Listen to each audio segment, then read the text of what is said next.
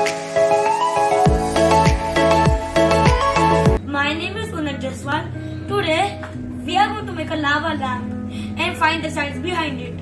First, we are going to take baking soda and fill it in the glass 1 centimeter high. Now we are going to put 1 cup vegetable oil on the baking soda in the glass without disturbing its layer. Baking soda is a salt, so it does not react with the oil. In a separate bowl, mix 4-5 drops of color and a little bit of vinegar.